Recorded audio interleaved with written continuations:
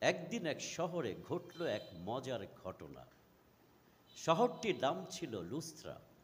Paul এবং Barnabas সেই শহরে গেলেন এবং সেখানে দাঁড়িয়ে তিনি কথা বলছিলেন মহান ঈশ্বরের কথা, সুখবরের কথা, প্রভু যিশুর কথা। সেখানে একজন খোঁড়া লোক ছিল, যিনি জন্ম থেকেই খোঁড়া ছিল, কখনো হাঁটেনি। সে পৌলের কথা শুনছিল। পৌল সোজা তার দিকে তাকালেন এবং সুস্থ হবার জন্য তার বিশ্বাস আছে দেখে তাকে জোরে ডেকে বললেন, তোমার পায়ে ভর দিয়ে দাঁড়াও। তাতে লোকটি লাফ দিয়ে উঠে হেঁটে বেড়াতে লাগলো।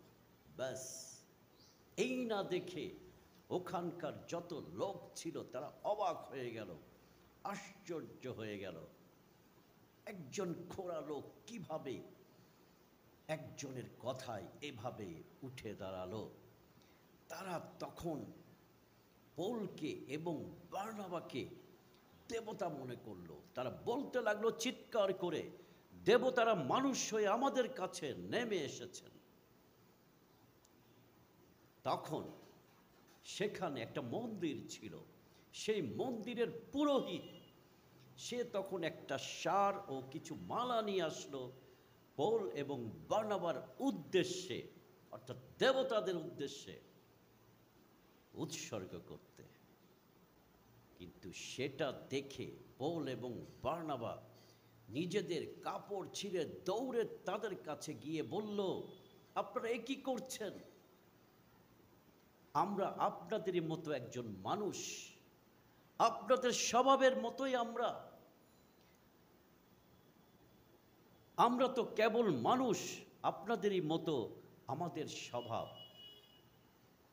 আমরা আপনাদের কাছে সুখবর প্রচার করছি, যেন আপনারা জীবন্ত ঈশ্বরের দিকে ফেরেন। তারপর পৌল তাদেরকে বললেন, যিনি আকাশ ও পৃথিবী, সমুদ্র এবং সেগুলোর মধ্যে যা কিছু আছে সব কিছুই সৃষ্টি করেছেন, যিনি আকাশ থেকে বৃষ্টি দিয়ে সময় মতো ফসল দান করে তার দয়া আপনাদের দেখিয়েছেন, যিনি প্রচুর খাবার দান করে আপনাদের মনকে আনন্দে পূর্ণ করেছেন, তারই সেবা করুন, তার দিকে ফিরুন, অন্যদিকে নয়।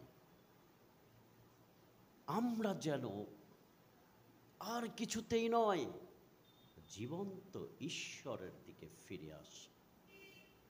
পৌলের আহ্বান ছিল, বার্নাবার আহ্বান ছিল। শেষে যে কথা লেখা আছে,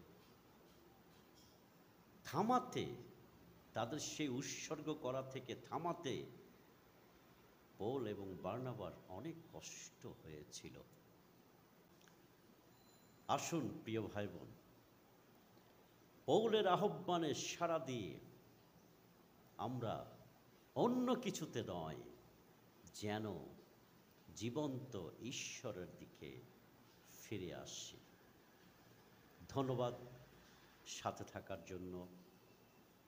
প্রভুর আশীর্বাদে সকলে ভালো থাকবেন, সুস্থ থাকবেন।